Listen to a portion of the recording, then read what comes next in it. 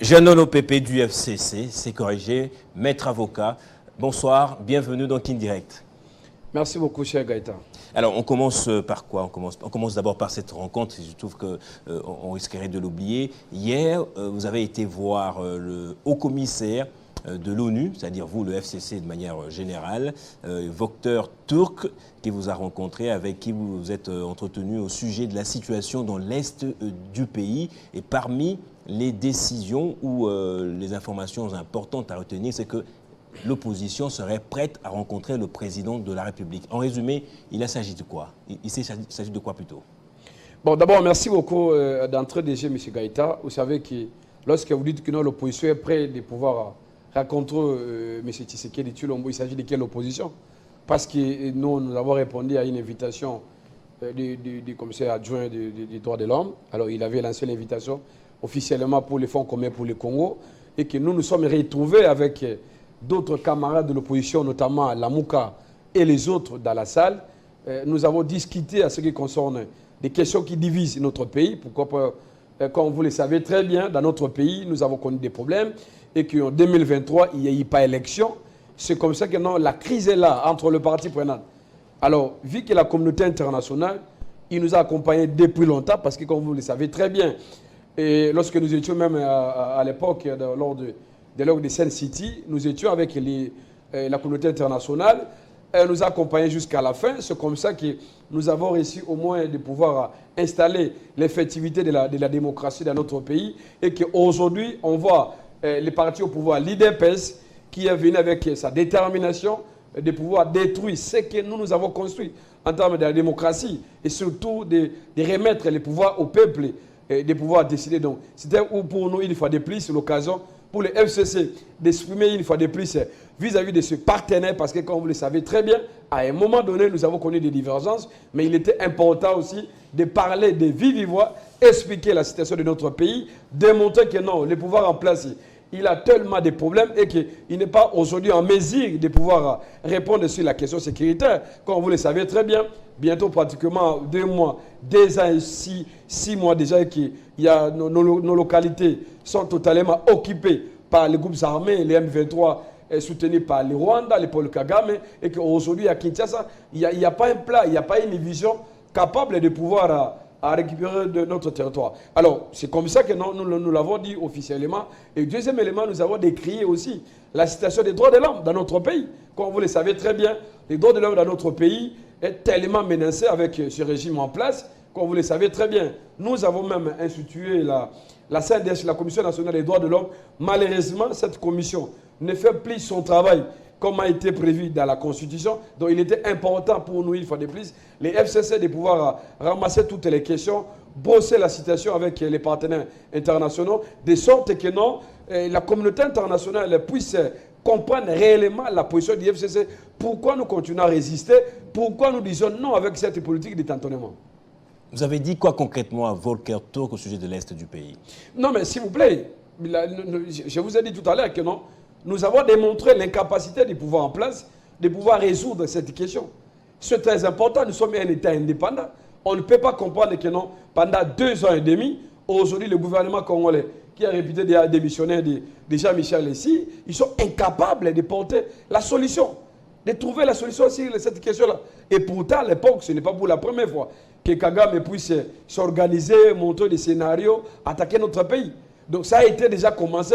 Et il y a eu un homme qui était déterminé à l'époque, Joseph Kabila Kabange, qui a quand même résolu la question. Donc, c'était important de démontrer également, de dire à la communauté internationale, écoutez, les FCC, les fonds communs pour le Congo, nous sommes contre le soutien que la communauté internationale porte également vis-à-vis de Paul Kagame, parce que nous estimons que non, Kagame, c'est lui qui agace notre pays et qu'il n'était pas nécessaire à la communauté internationale de continuer à soutenir Paul Kagame avec les armes, avec les moyens financiers, avec les contrats. Et là, ça dérange le peuple congolais. Donc, c'était une belle occasion pour nous encore de soutenir notre population, de défendre encore une fois de plus ce que notre armée est en train de faire sur le terrain. Ça, c'est à peu près le même discours que le pouvoir en place.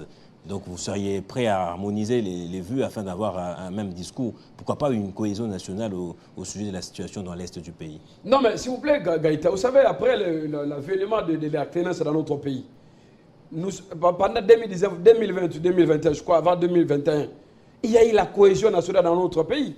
Mais qui a déchiré cette cohésion-là? Pourquoi aujourd'hui les Congolais nous sommes divisés sur des questions qui touchent la vie de notre République? C'est parce qu'il y a une mauvaise politique. Vous savez, depuis les coups d'État institutionnels de l'Union sacrée, via les institutions à l'Assemblée nationale et au niveau du gouvernement, tout est d'abord parti de là. C'est ça les péchés originels.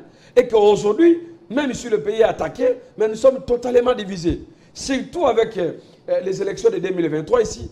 Ça, ce n'était pas une élection de manière démocratique.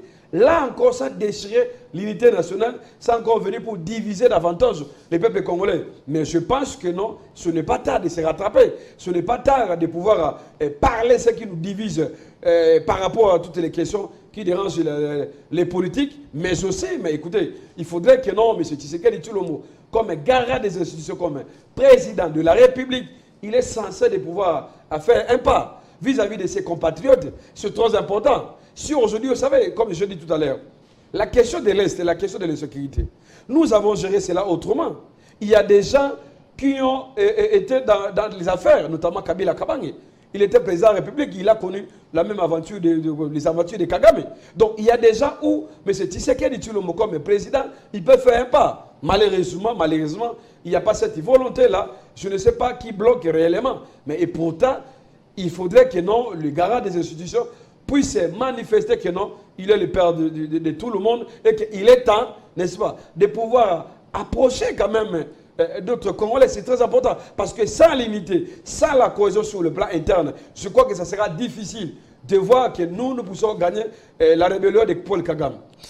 On va à présent parler de ce dossier forage qui fait couler beaucoup d'encre et salive. On parle d'à peu près 400 000 $, ou 398 000 $ pour tout le projet, à la fois d'installation de forage, 1000 forages, des constructions des stations mobiles. Là, beaucoup d'eau a coulé sous le pont. Actuellement, on parle plus de cette réquisition à experts lancée par le procureur général près la Cour de cassation. Vous aussi, vous avez adressé une requête auprès de ce même procureur.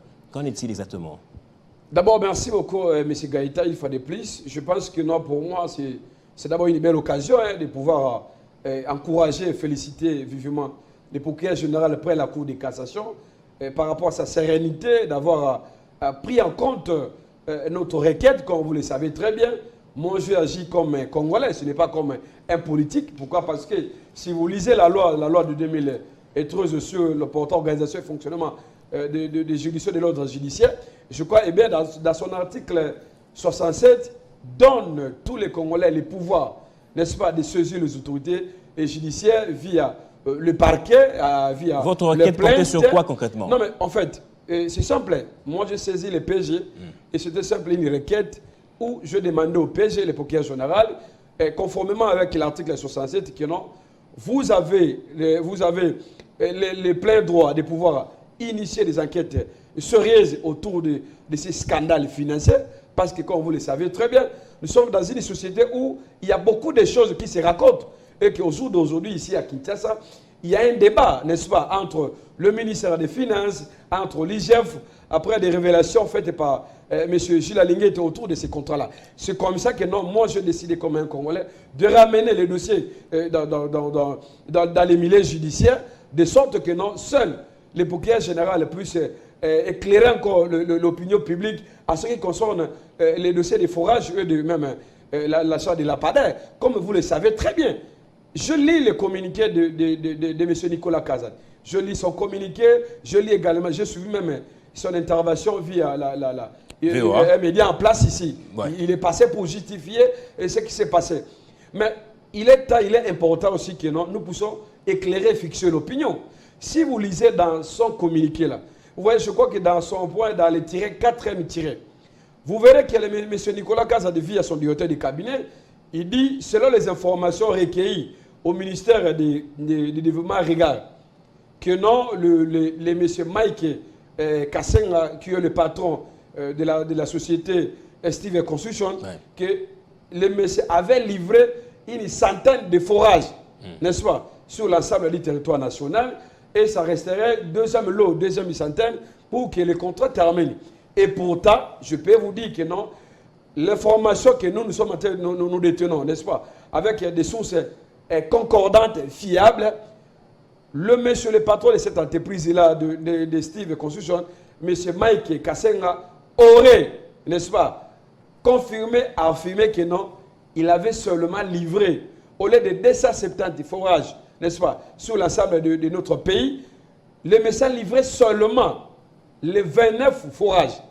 Et là, je parle sous le contrôle de tout le monde, y compris le ministère des Finances, y compris le ministère du développement rural, voire même au niveau de l'IGF. Je crois que ce sont les trois parties prenantes qui suivent ce débat-là. Donc, vous les tirez d'où, en fait, cette affirmation? S'il vous plaît, s'il vous plaît, Mike. Parce que là, vous contredisez carrément même le ministère des Finances. Non, mais je vous dis, c'est-à-dire quoi?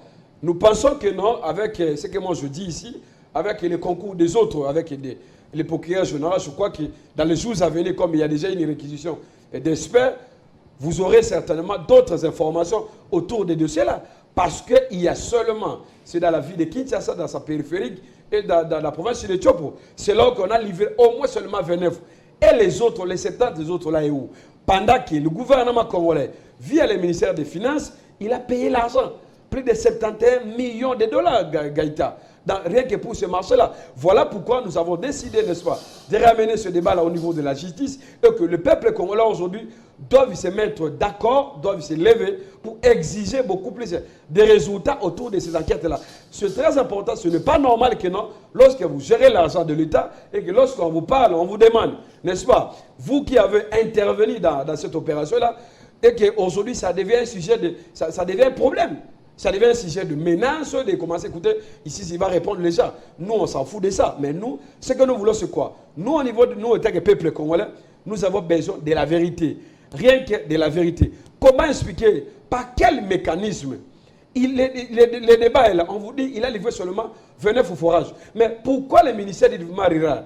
Pourquoi là-bas, il n'y a pas un communiqué? Pourquoi il y a un silence assourdissant? Un silence assourdissant. Donc, ça dérange quand même le peuple congolais et que seuls nous voyons ce qui se passe, les agitations totales au niveau du ministère des Finances. Moi, je pense que non. M. Nicolas Kazadi doit être calme. Je crois que le PSG, il a déjà commencé à travailler et qu'on ne peut pas aller au-delà de mettre nos commentaires autour de l'instruction déjà, qui est déjà ouverte dans son office. C'est d'abord une réquisition à experts. Vous, en tant que juriste, vous pensez que c'est un bon départ d'avoir cette réquisition? Non, mais c'est très bien. C'est conformément à la loi. Donc, le PSG agit sous l'autorité de la loi. Donc, c'était important pour lui de ne pas aller directement demander comme le maître d'ouvrage dans cette affaire. C'est d'abord le ministère du Développement. Regarde, il y a aussi le ministère des Finances qui a payé l'argent sur cette affaire-là. Et il avait aussi l'intérêt de surveiller, de contrôler, après avoir versé l'argent dans des contrats pareils. Donc, cette démarche-là, d'abord, est légale et que nous pensons que non, le PSG, il a saisi quand même la structure habilitée. Le BTC, le Bureau technique de contrôle, justement, qui va faire une contre-évaluation des prix unitaires de chaque forage. Mais pourquoi justement c'est plus ce ministre des Finances qu'on incrimine dans cette affaire? Non, mais écoutez,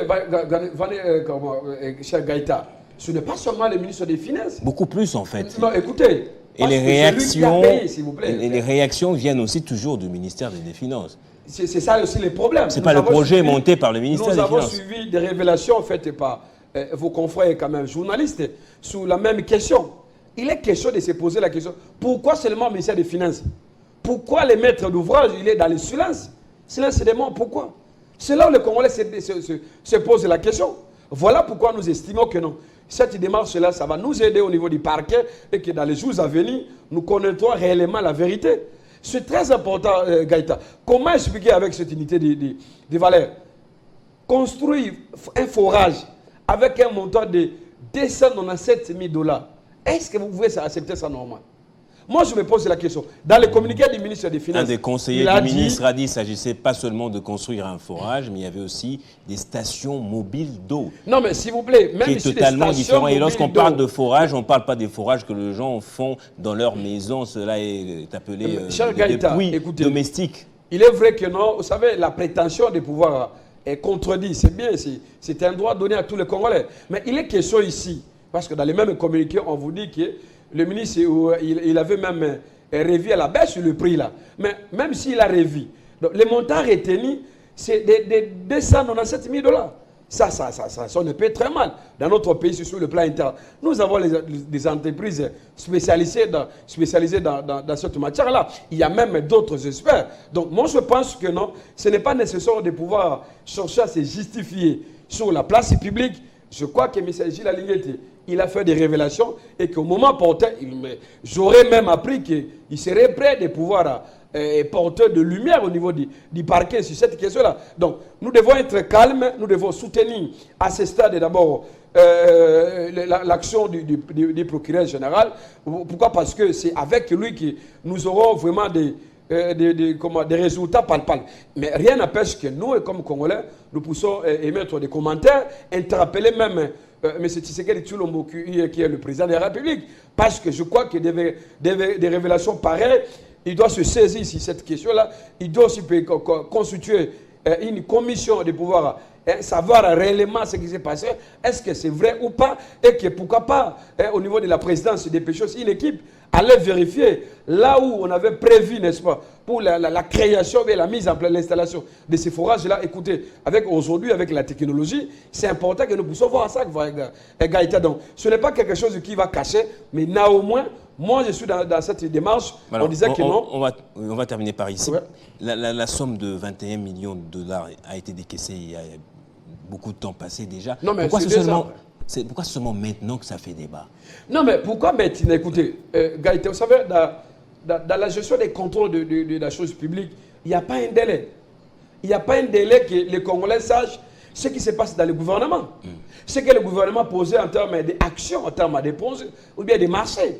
Il n'y a pas un délai. Donc, à tout moment, nous, les Congolais, nous avons le droit de saisir, de savoir ce qui se passe dans le gouvernement. Imaginez-vous que dans ce contrat-là, s'il est vrai que les contrats ont commencé depuis longtemps avec notre excellent ministre, c'est là, Yalagoul à l'époque, même si lui n'avait pas payé cela. Mais c'est Nicolas qui a payé, qui a décaissé l'argent. Et que 2 ans après, imaginez, cher Gaïta, 24 mois après, et demi, 2 ans et demi, nous ne voyons absolument rien du tout. Donc il était aussi important, n'est-ce pas, nous qui n'étions pas au courant de ça. Mais pour nous, c'est une révélation citoyenne que les Congolais doivent se saisir de cela. Ce n'est pas normal qu'un projet qui a été déjà financé à l'auteur de 2 ans passés et que 2 ans après, il n'y a pas de résultats.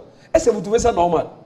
Ce n'est pas normal ça. Il y a même le monsieur ici, les messieurs ici avec l'hôtel de ville de Kinshasa. À ce qui concerne l'affaire des lampadaires. Ouais. Imaginez-vous, Gaïta. On en parlera une prochaine fois. Je vais même la vidéo. Ngobila a dit, il était prévu que monsieur là puisse, monsieur Batieli, puisse livrer au moins 33 000 lampadaires. Mais au jour d'aujourd'hui, il y a seulement 182 qu'il a livré à la ville de Kinshasa. Est-ce que vous trouvez ça normal? Pendant que le monsieur a gagné au moins 13 millions de dollars. Donc à un moment donné, c'est scandaleux de voir que dans notre pays, il y a des gens, n'est-ce pas, qui peuvent jouer avec l'argent de l'État et que cette fois-ci, nous sommes là, nous sommes dans notre rôle de l'opposition de pouvoir dénoncer, de pouvoir exiger des enquêtes. Et c'est Yalagouli dans tout ça, puisqu'apparemment c'est lui qui avait signé l'ordre de décaissement permanent bien avant Nicolas Kazadi. Pas du tout. Poser la question, nos amis du ministère des Finances, même de l'IGF et d'autres structures, pas du tout. Le ministre du gouvernement rural, M. François Robota, il est présent. Ce n'est pas scellé. Ici, il est question, c'est M. Nicolas Kazadi.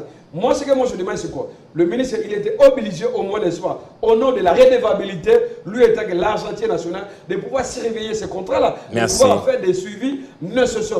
Malheureusement, on n'a pas constaté cela et qu'il y a d'autres structures qui est venu, qui a pris le courage de dire aux Congolais ce qui s'est passé. Donc voilà pourquoi nous continuons à dénoncer cela. Jeannot Lopépé du FCC, merci de votre passage. Non, mais merci beaucoup, cher Gaïta. Et nous pensons que comme Madame Toulouka, elle a fini les concertations, nous allons voir, parce que le pays a des problèmes, il faudrait que nous puissions avoir un gouvernement. Mais vous résistez, le FCC résiste. Écoutez, nous sommes non partants, ça c'est leur affaire. Vous savez que l'Union sacrée, il a conjuré les efforts d'écarter l'opposition au sein des institutions et que nous sommes en train de résister, en train de voir ce qui se passe. Il est temps que les choses s'arrêtent. Et moi je te rappelle, on disait même à M. Tshisekedi Tshilombo, comme président et Mme Toulouka, le procureur déjà, il a ouvert quand même les enquêtes et que des gens, n'est-ce pas, qui sont cités dans cette affaire-là, je crois qu'ils ne peuvent plus encore être reconduits. En entendant la clôture. Ils sont présumés innocents. Merci. Non, on n'a plus le temps. Jusqu'à preuve du contraire. On n'a plus le temps, malheureusement. On doit passer, prendre au trésor Congolais à présent. On n'a pas incriminé personne, Mais je donne mon point de Juste vue. en raison de ce soupçon, on doit les écarter. C'est fondé aussi. Merci.